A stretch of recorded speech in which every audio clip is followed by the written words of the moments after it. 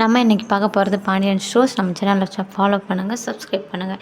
இன்றைக்கி பாண்டியன் ஷோஸில் என்ன நடக்குது அப்படின்னு பார்த்தீங்கன்னா, பாண்டியனும் கோமதியும் ரோட்டில் நடந்து போயிட்டுருக்காங்க. அந்த டைம் வந்து கோமதியோட அம்மா வந்து சொல்கிறாங்க, பழனிக்கு இந்த மாதிரி கடை ஆரம்பிக்க போகிறோம், நீயும் மாப்பிள்ளை என்ன நினைப்பீங்கன்னு பழனி ரொம்ப பயப்படுறான்டி, அதே நான் வந்து பேசுகிறேன், நீங்கள் எதுவும் தப்பாக நடத்துக்கிறாதியே, அவங்க அன்னைங்க ரெடி பண்ணி கொடுக்குறாங்க, அவனுக்கும் பொண்டாட்டி ஆயிடுச்சுல, அவனும் சொந்த காலில் நிற்கணும்னு சொல்லி செய்ய.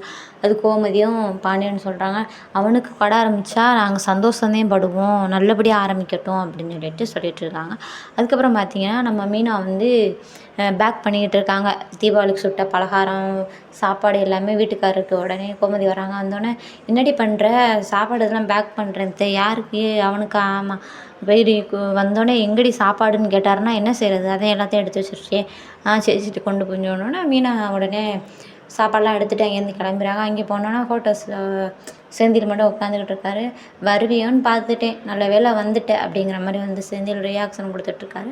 அந்த டைம் வந்து சாப்பாடாக்கும் அப்பாவுக்கு தெரியுமா, தெரியாது. அவர் பார்த்தாருன்னா அதான் சொல்லுவார், இனிமேல் இங்கே எடுத்துகிட்டு வராத, தனியாக வந்துட்டு இங்கே வந்து சோறு எடுத்துகிட்டு போகிறாங்கன்னு பேசுவாங்க அப்படின்னு சொல்லிட்டு செந்தில் சொல்லிக்கிட்டு, அதெல்லாம் அவங்க ஒன்றும் பேச மாட்டாங்க அப்படின்னு சொல்லிட்டு செந்திலுக்கு வந்து சாப்பாடு எடுத்து சாப்பிட்டுட்ருக்காங்க. அதுக்கப்புறம் பார்த்திங்கன்னா கோமதி வந்து தரையில் உட்காந்துக்கிட்டு இருக்காங்க. அந்த டைம் பழனி வராரு. வந்து என்னக்கா உடனே ஃபோன் அடித்து வர சொன்னேன், என்னக்கா விஷயம் அப்படின்னு கேட்கல, ஏண்டா நீ கடை ஆரம்பிக்க போகிறேன்னா எனக்கு சந்தோஷம் தானடா, அதை அம்மாவை விட்டு சொல்லியிருக்க, நீ ஏன் வந்து என்னிட்ட சொல்லியிருக்கலாம்லடா, நீ இந்த மாதிரி நல்ல தொழில் பண்ணி நல்லா இருந்தால் எனக்கு இதை விட சந்தோஷம் வேறு என்னடா வேணும் அப்படிங்கிற மாதிரி சொல்கிறேன். அக்கா இல்லைக்கா, எனக்கு உடனே மாமனை சொல்கிறதுக்கு கொஞ்சம் பயம், அதே நீ நல்லபடியாக இருந்தால் எனக்கு அதுவே போதுண்டான்னு சொல்லிட்டு இங்கேருந்து கோமதி கிளம்பிறாங்க. அதுக்கப்புறம் பார்த்திங்கன்னா பழனி வந்து மளிகை ஸ்டோருக்கு போகிறாரு. அங்கே வந்து பாண்டியன் உட்காந்துருக்காரு.